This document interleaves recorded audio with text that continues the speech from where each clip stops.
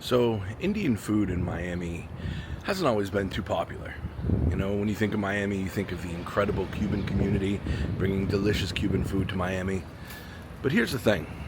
In 2017, a name hit the scene and it really changed Indian food in Miami. That name? Chef Niven Patel. See, Niven brought this incredible farm-to-table style atmosphere because of his farm, Patel Farms. So now the scene is exploding and you have people like Niven just absolutely crushing it. Miami, it's a beautiful place, but now it's really starting to get on the map for some other cuisines as well.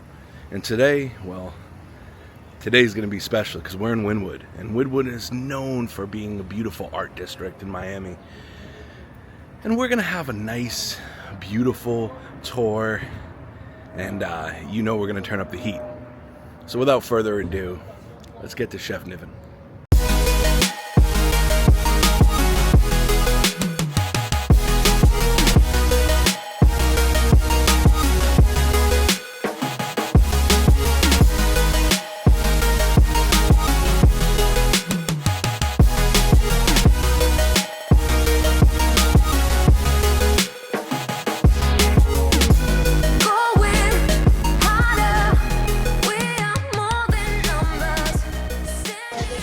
Oh, I brought you this too. This is my mother-in-law made that yesterday.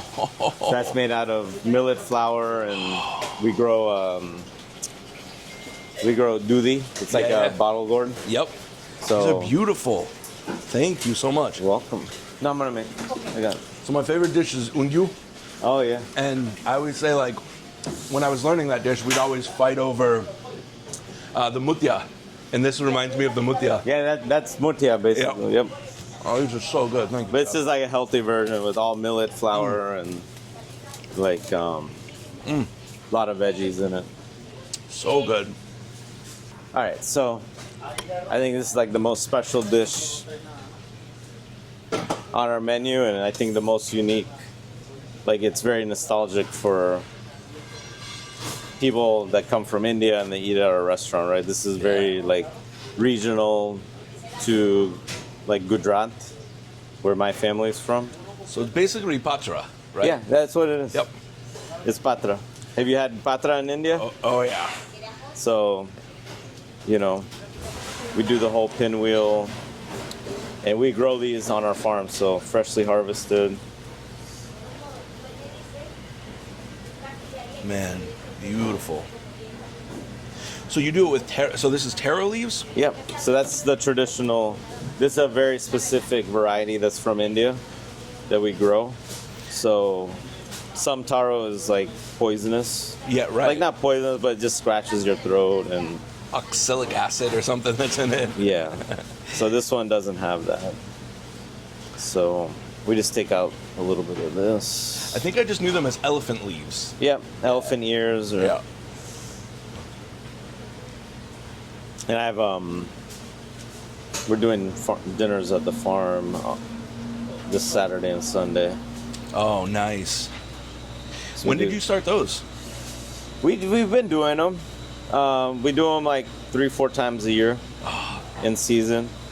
So we have one on Saturday. Nice. And then Sunday is a private one. Someone booked it out, so I was like, might as well do one on Saturday while we're already setting up. But those are fun. I just came up with the menu yesterday. Nice. Just like whatever I feel like cooking. Yep. Like this one on Saturday is just gonna be very Italian themed. So, it's fun. It's like our peak growing season right now, so. Yeah, I'm envious, man. We can't grow anything except snow. Yeah. Yeah. Let me use one more, maybe. So I brought you some of our chai masala. Oh, okay. We do this special chai masala. We started getting into a couple of different spice blends, toast them all. A lot of the spices we're bringing in from India now. Started working with this amazing farm in Kerala for all of our black pepper and elaichi. And man, it's just been really, really cool to get stuff. I didn't realize how incredible elaichi can be when it gets that menthol kind of like quality to it. Man, I can't wait to show you our spices. Yes. Because all our spices come from India. Yes. 100% of them. Hell yeah. Like all the mixes. Yeah. Guy has all my recipes. And awesome. he grinds them fresh with all like really high quality ingredients. Yes. And then ships them over once a month. So this here is our kind of our patra base, where it's chickpea flour, rice flour, then lots of like fennel, garam masala, Kashmiri chili, turmeric. And I like it with like lots of fennel and stuff, so when you bite into it, it gets this like nice little pop. Yeah. So make this paste. If you make it too wet, like they get a little oily. So we try to keep it like pretty, not so wet. But these, and then we just like, and you can kind of see in there like the fennel seeds, and you kind of keep them whole so you get like the bite.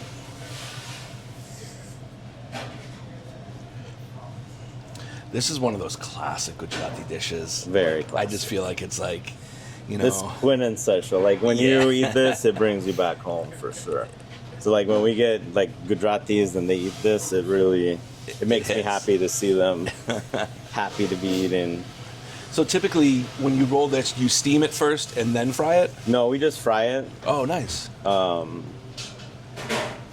then you just do a bunch of layers. Oh. This dish dates back so long, too. Yeah, I mean, I don't know all the history of it. All I know is one day, you know, I took my partner Mo, who's never been to India, to like the villages of Gujarat, and he had this dish. I was just talking about you, Mo. Nice to meet you. How are you, Mo? I was just talking about you. When you had this dish for the first time, what'd you think? Incredible. Actually, my girlfriend had it for the first time yesterday, and she couldn't understand it. So I'm waiting to show her the farm so that she gets it. Like, this is unbelievable. That's Actually, awesome. I should send her a video. Yeah. Or double video, Chef. Yeah. All the attention today, right? Yeah. Kirsten, check it out. That's how you make the pakora. Or you call it the leafy rolled. Patra. Chef, how do you make the pakra? There's some secret in the patra. You know, when we talk about secrets, we just say spices. Yes, you know? It has spices in it. Yo. Everyone wants to know what's in the spice. I'm like, it's spices. You really say pakra in English? It's called patra. Patra? Yeah. It's just, you know, Pakora is just in the States? our fellow Americans don't understand it. The Gora So when community. we used to have it on the menu as like patra, it just wouldn't sell. Like people just didn't get it. Like, Yeah, 100%. and then I changed the name, and And it sells. it's I think one of the things that I always love is that, like, Indian food is such an experiential thing. Like, from prep to eating, like, it's just, this is the fun part. It's like being a kid again. Yeah, you gotta get your hands dirty a little. Exactly. There's no way around it. So there's this Tamil word, kaimanam. And kaimanam means like hand flavor, like the mark of a good chef. And I always say, like, you see it all the time because you see people making biryani and just throwing in these masalas, and you're like, man, how are you measuring this? Yeah, And it's like, just you're the not. feel. You feel it. So that's like, I mean, we have recipes here at Ghee, but Yeah. a lot of it is just training through time and teaching them. Because, like, that's where you lose, like, the soul is, like, when everything's just, like, grammed out and, like, robotic. Exactly. You miss those flavors. So when you were young, learning this recipe, what were some of the sage advices from aunties and all those things that passed Well, down? they're specific about the size of the leaves and how tender they are, and, you know, everyone has their own little thing that they put in the paste. But I think, you know, the key is the dryness of the dough. If you make it too wet. Yep. And then you have to, the way we do it, you have to really roll it tight. Yeah. If you don't roll it tight, when you go to fry it, they just all open up. Yep. Right? So, yeah. So as you can see, this is a a labor of love. It's Definitely is not. Most And you know, tasty Ingrid food. is the one who does it on a Rocks it daily. out. She is a love-hate relationship for sure. I feel that. It's funny, I always rag on Chintan when I'm with him. I'm like, when are you going to put undiu on the menu? And we all just laugh. He's like, no one, like, you can't. Like, it's impossible. Yeah. Well, I actually just put him in touch with the Indian farmer Oh, nice. here in Homestead. He's a good friend of mine who grows everything that you need for undiu. Absolutely. So maybe that's why he needed the contact. Who knows? Because he called me up and he wanted the contact. So maybe undiu's coming to Chintan's menu soon. Who knows? I just need the world to experience cuisine outside of butter chicken. You know? But everyone hates on butter chicken. I'm just I'll love be it. the one to say it. You know, Yeah. it pays the bills. It baby. pays the bills. It pays the bills. I'm not so we saying can it's do not fun delicious. stuff like this. Honestly, like, and it's delicious. Like, It's the gateway drug. yeah. So, almost roll in like sushi now, right? Like Yeah. super tight. Super tight. And it's nice because it sticks really good at that point. Yeah. And now what we do to make it even tighter is we roll it in plastic and Oh, get nice. it even tighter. And then It's like you're cut doing a it. Valentine. Yeah. Pop it so you can see it Do you better. feel like education-wise, people are starting to kind of understand more from an Indian food concept?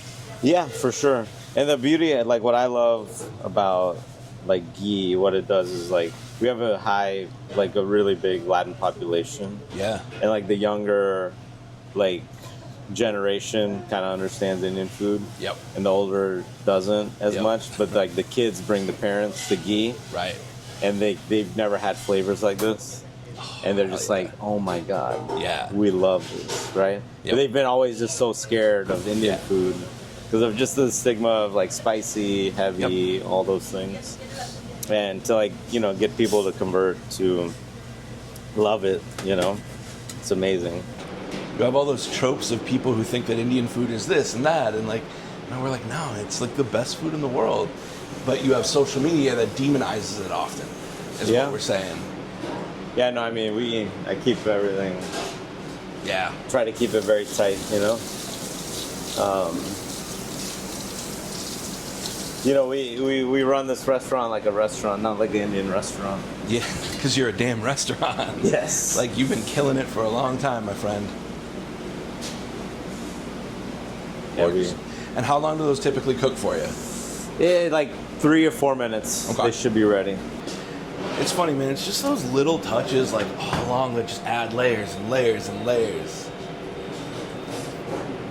Yeah, I mean, like what I want, like with our Indian food, like it's like very bold flavors, but we don't go like too heavy on everything. Right. Like even the cream and butter and everything, we Yeah. like keep it super like how I want to eat at home. Exactly. Yep. Yep. Like at home we don't cook with like a lot of butter and cream and stuff. Nope. So that's the same way we kind of cook here. Yeah. It's just I think it comes through when you highlight the ingredients. yeah. It's like every time, is it fresh? Is it fresh? And like all our curries are all unique to what it is. Yeah. There's no like No base. There's no base. Huge. Just that alone is redefining Indian food in the West. Yeah. Because you just see just base gravies cooking all the time, and you Yeah. get no complexity. Yeah. It's all one note. We have no bases here. Amazing. So everything's built for what it is. So there's no like, a lot of people are like, can we just add shrimp in this and that? I'm like, Nope. it doesn't work like that Yep. here. You know? Yeah, we did the same thing. We noticed our labor goes up a lot more, as we're still like working through a lot of it. But like having no base gravies is just, every dish is so unique. Yeah. Like we always try to say, what is Indian food? I still don't know. So like, look at those. Oh, yes. That's so perfect. So perfect. And I love like, lots of chaat masala. So when you Same. eat it, like it's kind of like the chaat masala sticks on your lips. And then you get like that tangy, spicy That amchur, that Yeah. kala namak. Yeah. on it. Oh, yes. There it is. Ooh. Ah, those look perfect, Chef. Thank you. There you go. This is amazing. Let's go eat this.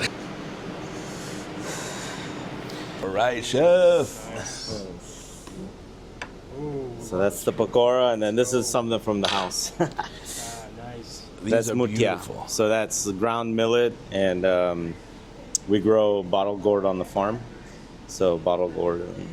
Yeah, so this is our patra. It's our taro leaf that we grow on our farm. Kind of like a paste that we make out of chickpea flour, rice flour, lots of fennel seed, coriander, and spices. And then we give it a quick fry so they get like crispy, but then we keep them like a little chewy on the inside, and then a tamarind chutney with it. Gorgeous. Thank you. Ashamed to be alive. Break the chains and our freedom's ours to take. I can eat this by the bucket. I wish that you guys could smell this. Like, really though, the smell is like one of the best smells in the history of anything ever.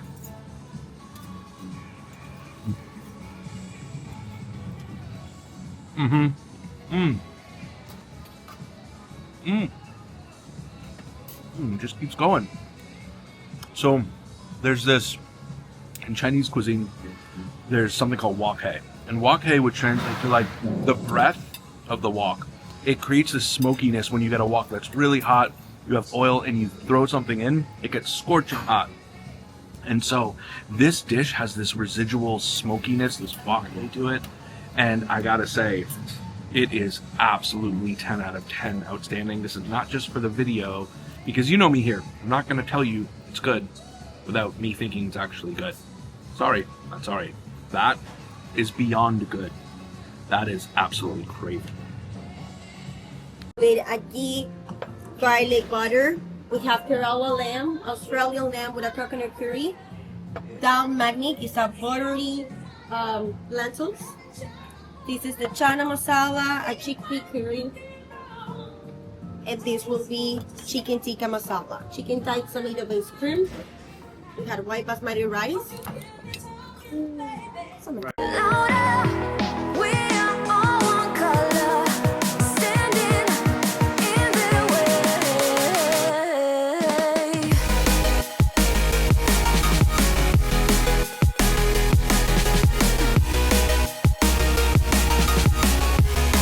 Join the army of the shadow. So, Jeff, Yes. you wanna? Dip. Yeah, I know you want to. Get that meat. Grab it. Yeah. Oh, it's, yeah, dude. You can't even eat it. It's so good. Just even the wow. This Batura is fantastic. That's the way. Yeah. I taught them recently. I taught two of them recently. I got a tutorial. Meg Ryan this moment. weekend. Bro, you need to get in there. Stop filming. Get in there. Oh, it's so fatty. Holy cow. Oh, lamb neck. Let's go.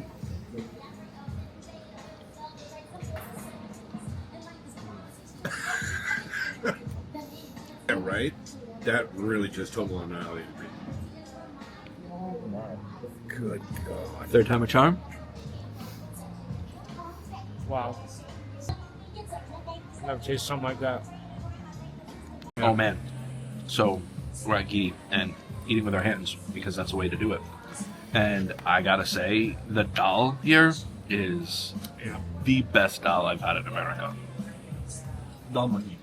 Yeah, dal makhani, the black dal. Honestly, like I make a really good one. I like his more. If you're coming here and you are non-veg, you absolutely have to have the lamb neck. I'm gonna turn the camera around to this incredible barbecue master over here, Jeff Schlitzel, to get his thoughts on it again. Incredible. Even bringing it up to your face and just smelling, even touching your lips for the first time. I had to back it out because it was just that intense, the flavor.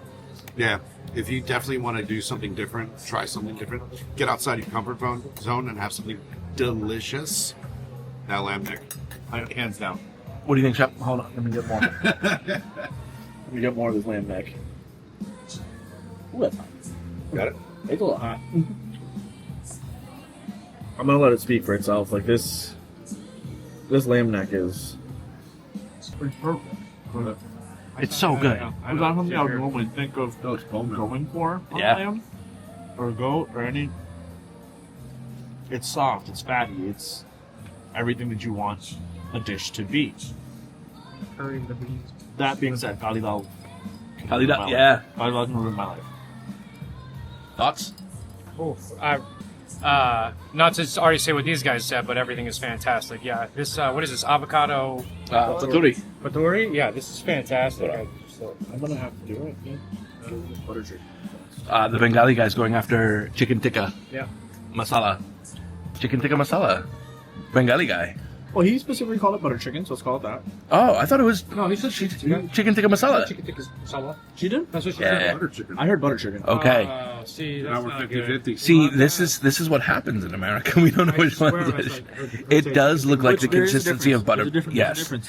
And that difference is one is tomato base. Well, both have tomato in it, but one typically has a lot of malai cream or cashew. The other does not. Chicken tikka masala does not have that. From an Indian food scene in Miami, you clearly paved the way. I was saying it to you back there off camera, and I'll say it on camera. Honestly, man, so much love and respect. But where do you think it's lacking, and where do you think it's going? You know, I think it's in a good direction, honestly. Like, I think it's just, I think having more Indian restaurants in the limelight throughout the country helps everyone, right? And the way we cook here, I think it's very approachable and like fun and like in a really fun atmosphere.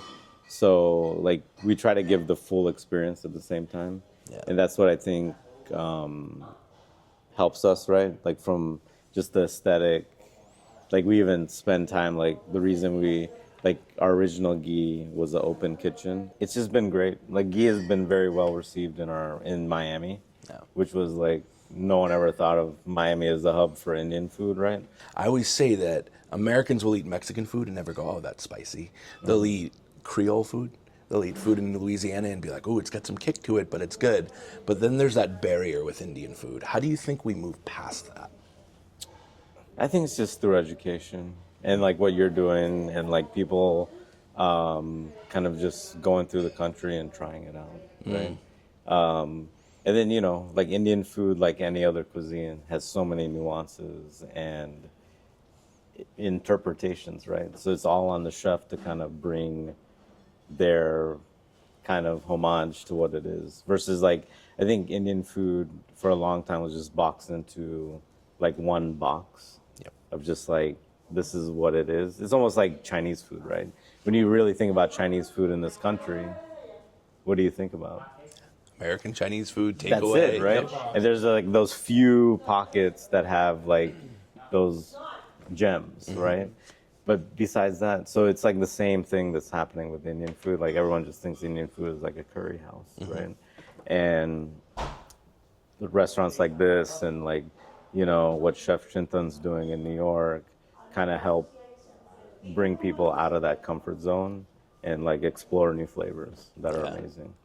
Where do you think Indian food goes in the next 5 and 10 years in America specifically? I think it just keeps growing, right? And growing in a way where, you know, I think, like I told you, I think Indian food for me is not fine dining. It's comfort, like family style, communal, like get to try like 7, 8 things, lots of different flavors kind of dining. Not one plate that has 20 components. And it's like more the experience of like food in the middle of the table, people around you that you love, and having a great meal. Exactly that. Perfectly said. Last question. If somebody's watching this and they have not tried Indian food or come to Ghee yet, number one, they need to, because honestly, you guys are killing it. Yeah. But what would you say is the experience like from a food perspective? What should they order outside of chicken tikka masala? Yeah, so I mean, like all our app game is pretty, like all the Indo-Chinese food, like we don't have many dishes. Like we specifically make each dish for what it is. So like our Hakka noodles, our mushroom momos are awesome. The dosas, you know, again, with dosa, we have like one dosa on the menu and that's it. And then, like we try to nail the sambar and all that. And like I think it's like really like trying like 2 or 3 appetizers, a few of our curries, our kebabs, and getting the full experience. We have a lamb neck that is out of this world. It's like a 7-day process. That's like a labor of love. But the flavors that you get out of it are amazing. Perfect.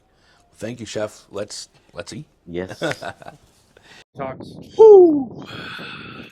That was spot one. Ghee in Miami isn't just an Indian restaurant. Ghee in Miami, it's an institution. You really need to go there. All the food was amazing. Oh man, sometimes food just hits you in a whole different way. So quick outfit change, and now we're gonna Get some Cuban food. Now we're gonna get some Cuban food. Enriquetas. We gotta have croquetas, but most importantly, we have to have café con leche. Yes, please. Because it's like 1:15 right now, and You need to pick me up. a little pick me up because we've got like more stops to go. And Miami. What does it mean? Like the city of Amis? Yeah. The beautiful thing about the mommies. the city of mummies. The beautiful thing about Miami is really the art. The art scene is amazing out here. Whew, I'm so full. How are we gonna get through today? We're gonna have to try to get through today. Some way or another. They're freaking out over here. Just relax, boys. There's a lot more food to go. Jay, how we feeling? I need this walk. He needs this walk. All right, next stop. Shut up.